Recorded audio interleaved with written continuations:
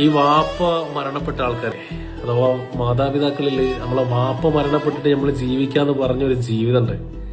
അത് ജീവിതത്തിൽ വാപ്പ മരണപ്പെട്ട ആൾക്കാരോട് മാത്രം പോയി ചോദിച്ചു കഴിഞ്ഞാൽ മനസ്സിലാവുള്ളൂ. അവിടെ ജീവിതത്തിൽ പ്രയാസം എന്താണ്, ലൈഫ് എന്താണെന്നുള്ളത് നമ്മൾ മനസ്സിലാക്കാൻ പോകുന്നത് നമ്മളെ വാപ്പ മരണപ്പെട്ട ശേഷമായിരിക്കും.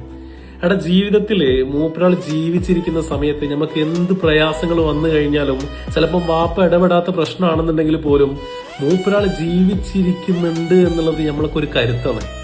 പക്ഷെ വാപ്പ മരണപ്പെട്ട് കഴിഞ്ഞാലുണ്ടല്ലോ ജീവിതത്തിൽ പ്രയാസം എന്താണെന്നുള്ളത് ഈ മനസ്സിലാക്കും. ഇപ്പൊ എനിക്ക് വാപ്പാനെ വല്ല വാല്യൂവും കാര്യങ്ങളൊന്നും ഉണ്ടാവില്ല. കാരണം ചില വാപ്പ എന്ന് പറഞ്ഞു കഴിഞ്ഞാൽ അത്രയും ക്രൂരമായിട്ട് നമ്മളോട് പെരുമാറിയ ആളാണ്, അത്രയും ക്രൂഡായിട്ടാണ് എന്നോട് സംസാരിക്കലെന്നൊക്കെ പറയുന്ന ആൾക്കാരുണ്ടാവും എന്റെ കൈവൽ 5ന്റെ കായ് വന്നപ്പോ. പക്ഷെ വാപ്പ മരണപ്പെട്ട് കഴിഞ്ഞാലേ ജീവിതം എന്താന്നുള്ള ഈ പഠിക്കുള്ളൂ.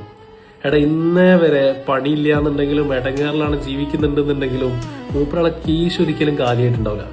അനക്ക് വേണ്ടിയിട്ടും എന്റെ ഉമ്മാക്ക് വേണ്ടിയിട്ടും എന്റെ പെങ്ങന്മാർക്ക് വേണ്ടിയിട്ടുള്ള ആ കീശയിൽ എപ്പോഴും ഉണ്ടാവും.